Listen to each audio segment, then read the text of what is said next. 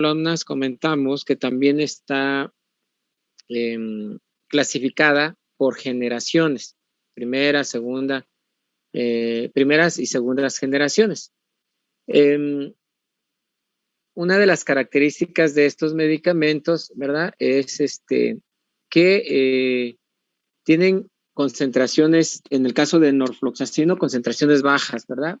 Por lo que no se utilizan en infecciones sistémicas, pero también que tienen acción sobre gram positivos y sobre algunas bacterias anaeróbicas. En el caso de esta actividad o de esta acción antimicrobiana a nivel de células o de bacterias anaerobias, vamos a ver que existen otros medicamentos de acción antiparasitaria, ¿verdad? Estos medicamentos son conocidos como nitromidazoles. Estos antibacterianos de tipo sintéticos tienen principalmente una actividad antiparasitaria y en especial contra protozoarios. En 1959 se descubre que estos medicamentos también tienen una propiedad bactericida, esto ligada a microorganismos de tipo anaerobio. Hablando de la estructura de estos medicamentos, los nitrominidazoles son compuestos, ¿verdad?, que en su estructura química van a contener un grupo, ¿verdad?, nitrofurano, y van a contener también un anillo imidazólico. Por de ahí, de la estructura química que tienen este anillo imidazólico, pues se deriva el nombre de nitroimidazoles. Dentro de la clasificación vamos a ver que el uso de estos medicamentos, ¿verdad?, y en relación más que nada con terapéutica médica, se van a encontrar lo que es el metronidazol, el tinidazol, el ordinazol, el secnidazol y el minorrazol, que son medicamentos que comercialmente tenemos en la actualidad. También está el benidazol, que es un medicamento que se utiliza más que nada como enfermedad de antichagásico. ¿Ah? ¿Cuál es la actividad principal de estos medicamentos? Es antiparasitaria. Sin embargo, tienen una actividad sensible o una acción sensible hacia lo que son bacterias anaerobias, ¿verdad? No sé si en algún momento ustedes hayan visto o tenido alguna a algún familiar, a algún conocido, que se le da un medicamento conocido como metronidazol, ¿verdad? Cuando se le hace algún proceso o cuando hay un abscesito, ¿verdad?, en la mucosa, se les otorga este medicamento. ¿Por qué? Por la actividad antibactericida que tiene en relación a las bacterias anaerobias. Recuerden que las bacterias anaerobias pues son aquellas que se van a reproducir o van a tener su actividad en medios donde haya disminución de oxígeno y también de igual manera nutrientes bajos. ¿Cuál es el mecanismo de acción de estos medicamentos? Pues todos los nitroimidazoles van a actuar por medio de la reducción del grupo nitro para formar compuestos intermedios inestables y tóxicos. Esto va a hacer a que se reduzca la producción, ¿verdad? O intervenga más que nada el radical nitro, que es un metabolito de estos medicamentos, y va a dañar directamente a lo que es el ADN, ¿verdad?, bacteriano. Esto mediante procesos metabólicos conocidos como oxidación, y de esta manera causar la lisis de la bacteria. El aspecto antimicrobiano de estos medicamentos nitroimidazoles van a ser los únicos antibióticos con actividad antibacteriana, cuando el efecto directo que tienen es antiparasitario.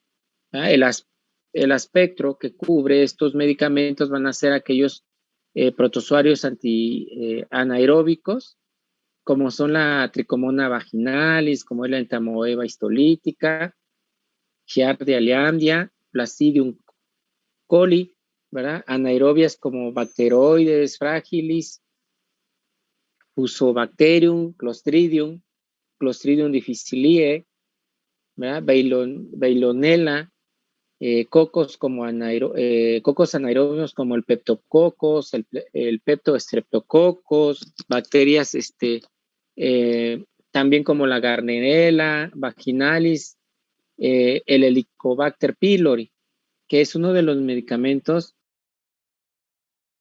que incluso esta Helicobacter pylori, pues es una bacteria que te puede producir lo que es la gastritis. Entonces, como ven, si bien es cierto, y en especial el metronidazol, que es uno de los medicamentos que se utilizan más como antiparasitario, es el que tenemos también a la mano como para poder darlo como coadyuvante, como tratamiento de enfermedades de tipos o que sean dadas por bacterias de tipo anaerobio. Hablar un poquito de la farmacocinética de estos medicamentos, los nitroimidazoles pues, tienen una propiedad farmacocinética similar, ¿verdad? En el grupo, a excepción de su vida media, que es un poco más corto, específicamente como el metronidazol, y es prolongada en el caso del secnidazol, ¿verdad? Tienen una excelente biodisponibilidad, con un metabolismo predominantemente hepático y que se va a eliminar por vía renal.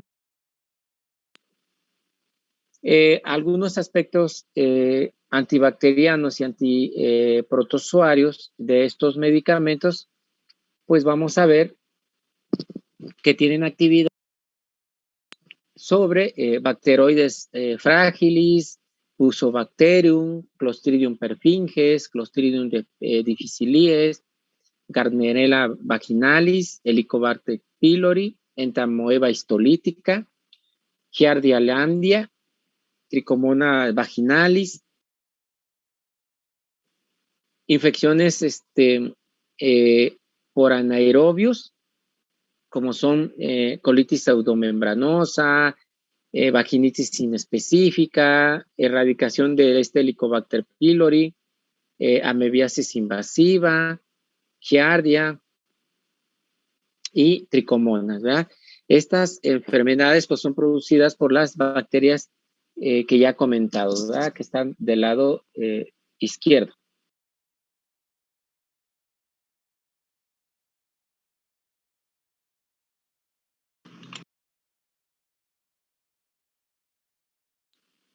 ¿Me escuchan?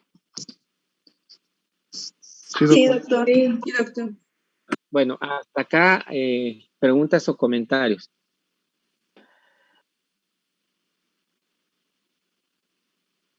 Todo bien, doctor. Todo bien. Bueno, como ven, entonces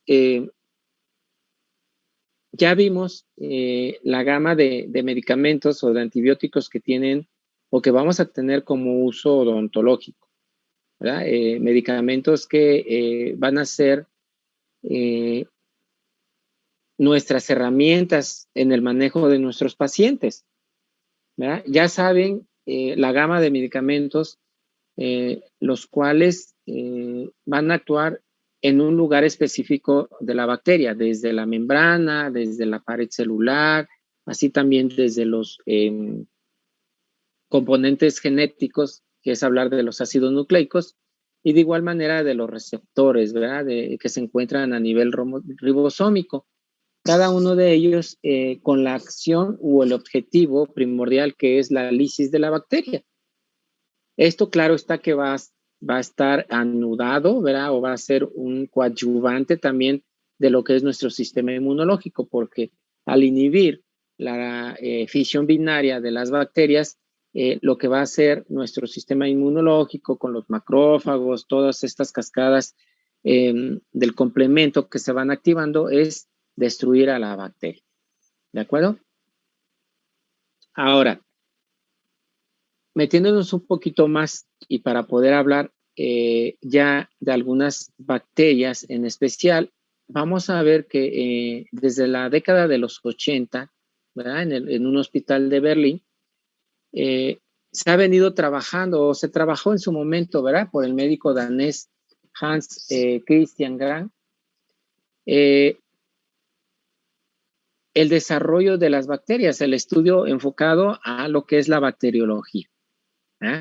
En relación a este punto, el desarrollo que se vino trabajando por este médico fue una técnica en especial a nivel de laboratorio en la cual se ponía un tinte, ¿verdad?, al desarrollo bacteriano y dependiendo de cuál era el resultado en base a esa tinción, era como se diferenciaban las bacterias.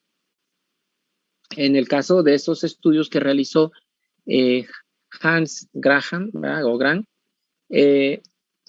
desarrolló, ¿verdad?, una técnica de adición en la cual observaba bacterias en tejidos pulmonares, pero de pacientes que ya iban a morir, ¿no? O que ya tenían un procedimiento o una patología neumónica.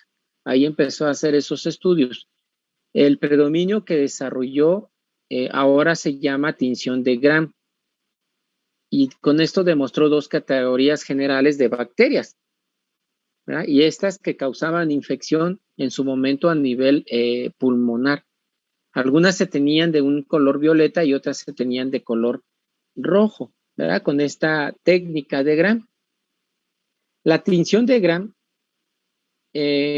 va a teñir, ¿no?, como su nombre lo dice, a las bacterias y les va a dar cierta característica. Entonces, hablando de esta tinción, vamos a ver que existen dos grupos. Las bacterias que se tiñen de azul, que fueron conocidas como Gram positivas, ¿verdad?, y las que se teñían de rojo, que fueron conocidas o que se conocen como Gram negativas. Fue hasta 1963 cuando se explicó este mecanismo de diferenciación de la tinción de Gram. Y actualmente, pues las bacterias ya se conocen en relación a esta tinción como bacterias Gram positivas y como bacterias Gram negativas. En relación a las Gram positivas, pues se tiene la característica que poseen una pared gruesa compuesta de peptidoglicanos y polímeros que son impermeables y que se hacen o que hacen resistencia a esta decoloración. En el caso de las positivas, como lo comentamos, pues captan más la coloración azul, no así la coloración rojiza, ¿no? Y viceversa, o lo contrario, en el caso de las bacterias Gram negativas, ante esta tinción, pues tienen una capa delgada de peptidoglicanos y más una bicapa de lipoproteínas que se puede deshacer de la decoloración, ¿verdad? Y en este caso captan o se tiñen de una coloración rojiza. Y de ahí que en el momento que identifiquen esta coloración, pues se tenga o se determine que son Gram negativas. ¿Ah? Del lado derecho van a ver la estructura de cada una de estas bacterias, ¿verdad? La voy a hacer un poquito más grande para poder comentar el cuadro. Cada una de ellas, como lo decíamos en el caso de las Gram positivas, tienen una capa más gruesa, ¿verdad? Que la negativa, ¿verdad? Y esto en relación a las glicoproteínas que tienen, ¿verdad? Esta es la característica que les va a dar que puedan captar esa coloración. De este mismo lado vamos a ver una tablita donde están las diferencias que existen entre las Gram positivas y las Gram negativas. En el caso de la tinción, pues ya vimos que en las positivas se tiñen de una coloración un poco más violeta en comparación con las negativas, que es más rojiza. La pared celular de las positivas es más gruesa en comparación de las negativas, que son más delgadas. Presencia de proteínas o de lipopolisacáridos en la pared celular, en el caso de las positivas está ausente, en el caso de las negativas es presente. Presencia de ácidos lipoteicos y teicoicos también en la pared celular de las positivas, pues está presente en comparación de las bacterias gram negativas. De ahí entonces la diferenciación y clasificación de estas bacterias, ¿verdad? Ahora bien, la tinción de Gram, déjenme hacerlo un poquito más pequeño.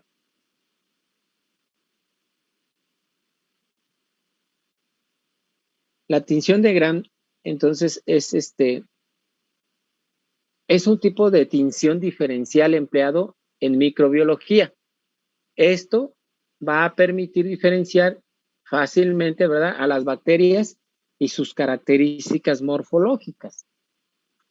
Al principio, este método pues, se basaba en una tinción de todas las bacterias mediante el cristal violeta o violeta genciana. Y posteriormente, decolorar lo que son los microorganismos con el apoyo también de lo que es el alcohol cetona.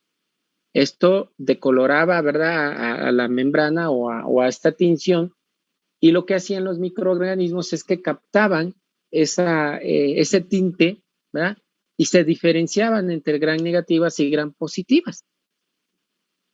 En este caso, las negativas no absorbían la coloración y las gram positivas eran colorantes, ¿no? O se teñían de esa coloración.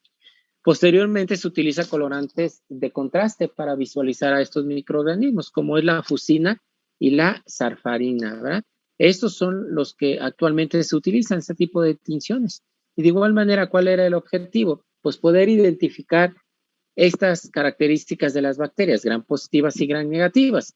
En el caso, ¿verdad?, de las gram positivas, con la coloración de fucina o sarfranina, las positivas optaban o captaban la coloración azul violácea, mientras que las negativas se visualizaban con la coloración rojiza o rosada. Esta característica en la bacteria pues se da directamente en la membrana. ¿Por qué? Por los componentes que ya comentábamos, ¿verdad? Las membranas externas de las bacterias gram negativas pues van a ejercer una notable influencia a la resistencia frente a varios antibióticos, sobre todo a los que actúan sobre la pared de peptoglicanos, los cuales pues ya vimos, ¿verdad?, cuáles son algunos medicamentos que actúan a ese nivel y que es el punto débil de las bacterias gram positivas, ¿verdad? De aquí la importancia del conocer la estructura que ya habíamos comentado. Las exotoxinas que se producen por el desarrollo de estas bacterias son secretadas por cualquier microorganismo, ya sean gram positivos o gram negativos, aunque tradicionalmente se asocian de forma exclusiva a los organismos gram positivos. Y en general, pues son muy potentes y producen un gran daño, ¿verdad?, al hospedero, al ser humano, ¿verdad?, en donde van a estar desarrollados. Un ejemplo de antibióticos eficaces contra gram positivos, pues vamos a tener a las penicilinas, ¿verdad? Este grupo que engloba a la amoxicilina, la ampicilina, cefalosporinas, dependiendo de sus generaciones, también hacia la bacitricina, norfloxacina, sulfaminas, tetraciclinas, que cada uno de ellos pues pertenece a un grupo específico de antibióticos. En el caso de las gram positivas, podemos tener, ¿verdad?, o podemos hablar de bacterias como el bacillus, la listeria, el estafilococos, streptococos, enterococos, clostridium, micoplasma, ¿verdad?, que se tiñe como gram negativa, y de igual manera micoplasma que se tiñen con estas características. Ejemplos de los eficaces para esta bacterias gram negativas, pues vamos a tener, ¿verdad?, a lo que es la neomicina, la gentamicina, la streptomicina, el norofloxacina, sulfaminas, tetraciclinas y la colistina. Bacterias gram negativas que engloban hablar de en específico, como son Haemophilus, Klebsiella, Legionella, Pseudomonas, Escherichia coli, Proteus, Enterobacter, Salmonellas, Pasteurellas, Bordetelas, Rienelas también, ¿verdad? Que son bacterias con la característica de tinción y que se van a clasificar como gram negativas. Bueno, no sé si hasta acá tengan alguna pregunta en relación al último punto, al último tema, que es hablar sobre las bacterias gram positivas y gram negativas. No, doctor, todo bien. Todo bien, muy bien. Bueno, ¿por qué les comento esto y les pregunto? Porque a partir de ahorita, cuando veamos una bacteria, nos vamos a referir, por decirlo así, Haemophilus influenza, bacteria gram negativa, ¿no? Bueno, ¿por qué es bacteria gram negativa? Porque entra dentro del grupo o la clasificación en relación a la tinción, ¿verdad? Porque recuerden las otras clasificaciones bacterianas. Ahorita, y lo van a ver ustedes y lo van a leer así, cuando vean una enfermedad producida, X enfermedad, ¿no? Producida por una bacteria negativa del grupo X, del grupo Y, ¿no? Y ya se van ustedes a enfocar a esta clasificación, que va enfocada a la tinción, ¿no? ¿Por qué? Por la estructura que presentan a nivel de la membrana, ¿de acuerdo? Doctor. De acuerdo. Bueno, como ven, entonces hablar de antibióticos y hablar de bacterias, pues ya es ya son temas que ya los vimos. El día de mañana no, el día lunes, ¿verdad? Vamos a retomar ya viendo cada una de las bacterias, estudiando. ¿Por qué? Porque una simple bacteria puede tener como varios serotipos, ¿no? Un ejemplo claro, COVID, ¿no? La pandemia COVID, si bien es cierto, el virus que produce la enfermedad se llama SARS-CoV-2 y este virus SARS-CoV-2 dentro de su filogenética, ¿verdad? Que estudia al virus, pues van a ver que existen variedades, ¿no? Alfa, beta, delta, omicron, ¿no? Entonces, pero sigue siendo el mismo virus, pero con diferente, digamos, con diferente apellido, o sea, es una variante de este virus. De igual manera, en las bacterias vamos a ver que existe la bacteria, un ejemplo, estreptococo, pero este estreptococo tiene dos variantes, estreptococo A, estreptococo B, ¿no? Y así sucesivamente. Entonces, eso es lo que vamos a ver la próxima clase ya en especial, ir estudiando a la bacteria y qué enfermedad es la que te puede producir. ¿De acuerdo? De acuerdo. Sí, doctor. Bueno, ¿algún comentario, alguna pregunta hasta acá? ¿Vamos bien? Doctor. Considero que sí.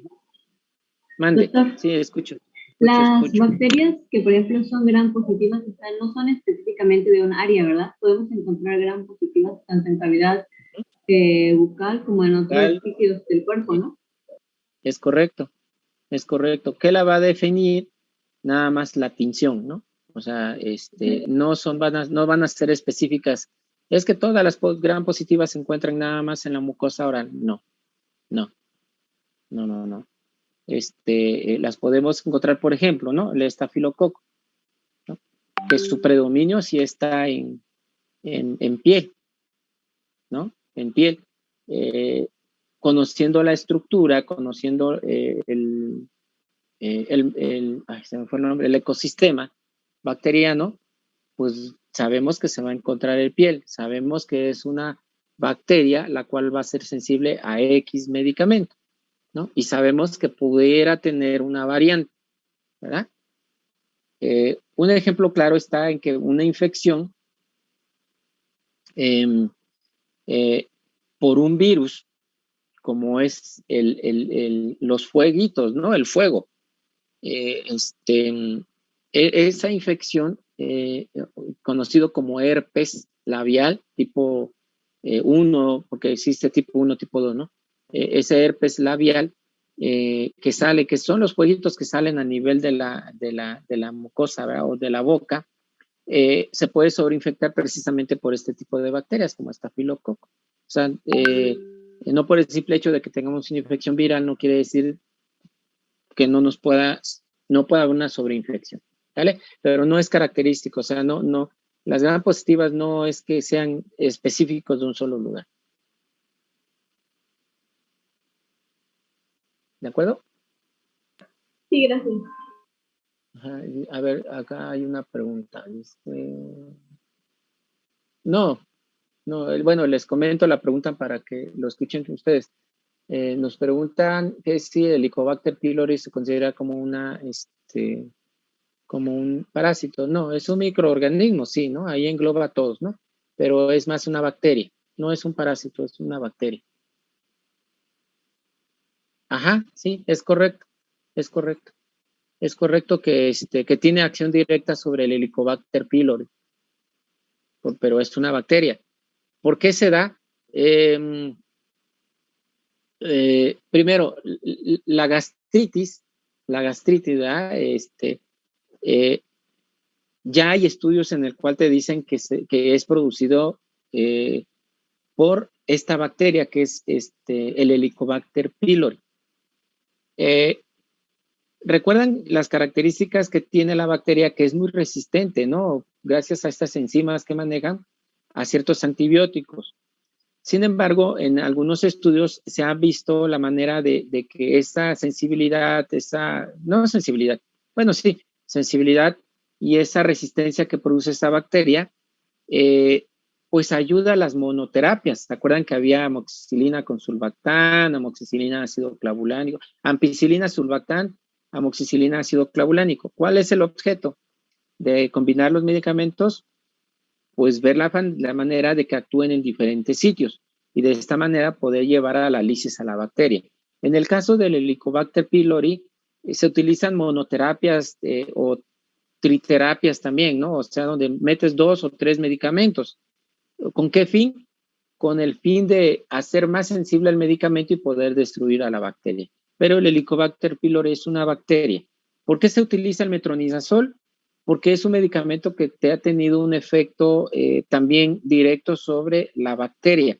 Si bien es cierto, la función principal cuando se administra a los pacientes es con el fin antiparasitario, pero en algunos estudios que se han reportado, se ha visto que el metronidazol sí tiene una acción directa antimicrobiana y principalmente sobre el Helicobacter pylori, que es una bacteria. Por eso es que se utiliza, no tanto porque el Helicobacter pylori sea un parásito, no, es una bacteria. ¿Vale? Poco a poco, bueno, al menos ya ahorita ya estudiamos las características de la bacteria. Después nos vamos a ver qué otras características tienen otros microorganismos, ¿no? Más adelante lo vamos a ver, ¿de acuerdo? Pero el Helicobacter pylori es una bacteria.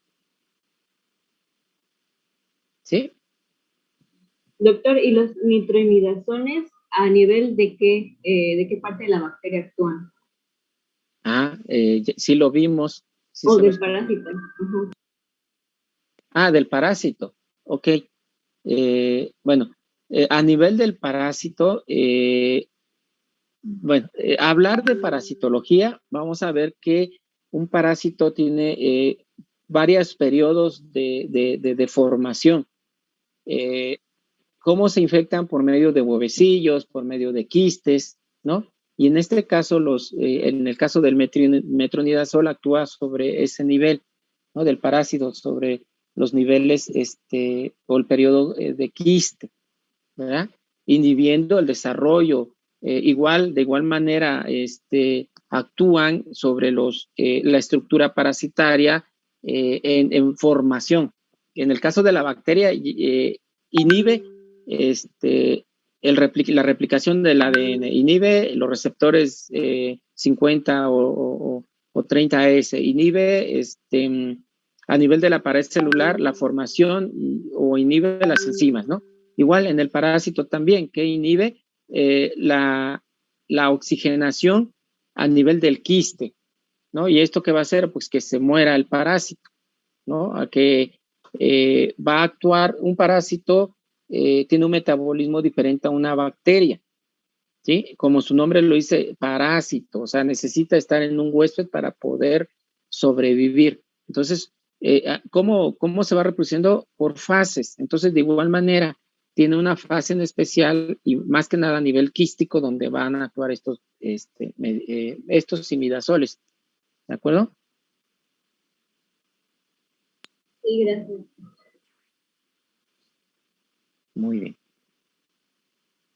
Bueno, espero que haya quedado claro.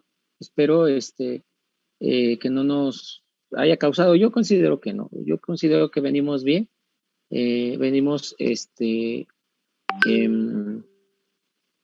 conociendo bien, primero, la estructura de la bacteria. Segundo, el uso de estos medicamentos. Tercero, ya meternos un poquito más allá en estudiar a la bacteria como tal. ¿De acuerdo? Esto lo van a reforzar ya cuando lo lean, ya van a tener un conocimiento un poquito más amplio, ¿verdad?